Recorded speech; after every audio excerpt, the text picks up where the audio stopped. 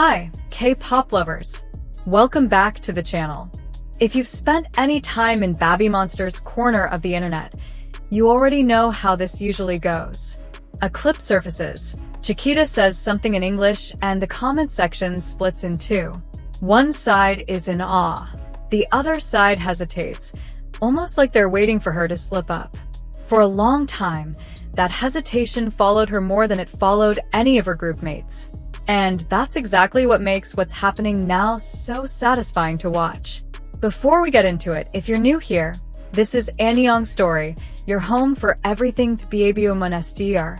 So hit subscribe because MONSTIEZ deserve to see this one. To understand why Chiquita's English became such a talking point in the first place, you have to go back to how young she was when this all started. Chiquita, born in Nakhon Ratchasima, Thailand, was revealed as the third member of BABYMONSTER in January 2023, at just 13 years old, making her the youngest idol to debut in K-pop at the time. She came into the group carrying the nickname Canny, already known to some fans from her time in the cover group Red Rose. But the moment YG confirmed her age, the conversation shifted almost instantly. It wasn't really about her voice, which fans were already calling soulful and mature beyond her years.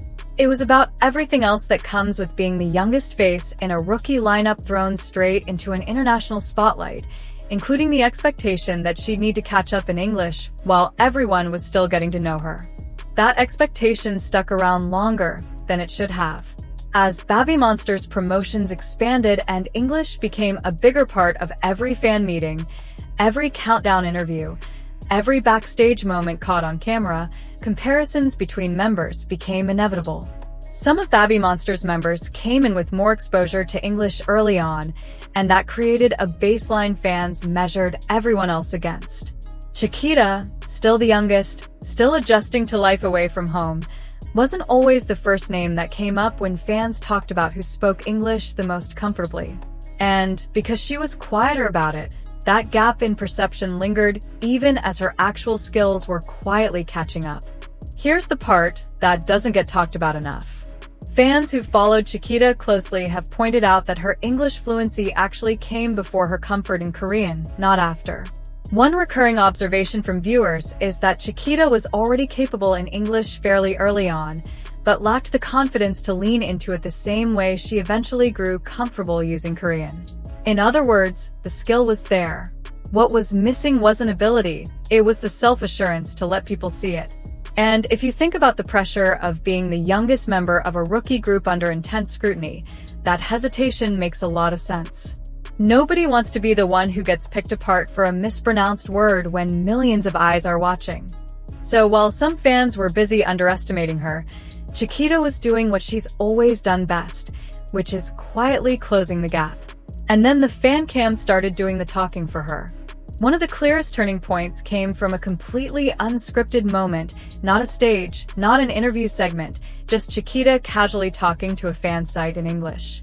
There was no production polish, no prepared lines, just her having a natural back and forth conversation, responding quickly and comfortably in real time. Clips of that interaction spread fast, and the reaction from fans was almost universal. People weren't just saying her English was good, they were saying it was fluent, natural, the kind of fluency that doesn't come from memorized phrases but from someone who's actually internalized the language. That single moment did more to shift public perception than any official content ever could, because it wasn't manufactured. It was just Chiquita being herself. From there, the moments kept stacking up. During BABYMONSTER's performances abroad, including a stop in Singapore, viewers zeroed in on her pronunciation during a remix segment and called it flawless. Comments praising her accent started popping up more consistently, with fans specifically highlighting how much more confident and clear she sounded compared to earlier eras. This wasn't an isolated clip going viral by chance. It was a pattern. Once fans started paying closer attention, they realized the improvement wasn't sudden. It had been building the entire time. They just hadn't been looking. And if you're only now catching up on how far this glow-up goes, stick around, because there's a detail coming up about how Chiquita's language growth connects to something much bigger happening within the group, and it's the kind of detail that reframes this entire story. What makes Chiquita's English journey even more interesting is that it didn't happen in isolation. Around the same time fans were reassessing her English, they also started noticing her Korean sounding noticeably more natural, to the point where clips of her speaking Korean fluently began circulating with captions expressing genuine surprise at how much she'd grown. On top of that, fan content showed her picking up bits of Vietnamese, taught to her in playful moments by fellow member Asa, and reacting with the kind of enthusiasm that suggested she genuinely enjoys the process of learning languages rather than treating it as an obligation. Add in the fact that Thai remains the language fans say she's most expressive in, and you get a fuller picture. Chiquita isn't someone who happens to be decent at English.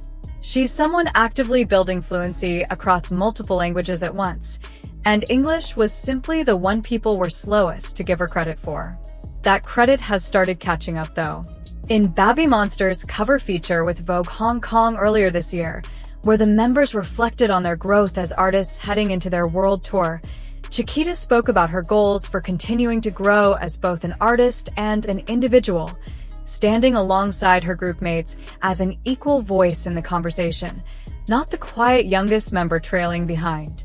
In earlier in-depth interviews, she's talked openly about her gratitude toward fans and her surprise at how much support she's received, always in a tone that feels comfortable rather than rehearsed. The idol who once seemed hesitant to fully lean into English is now someone fans actively point to as one of the clearer, more natural English speakers in the entire lineup.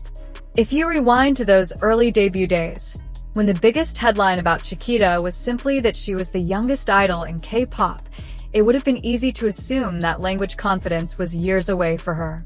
Instead, she quietly outpaced the timeline everyone assumed she'd need. She didn't announce a glow-up. She didn't post a statement addressing the doubts.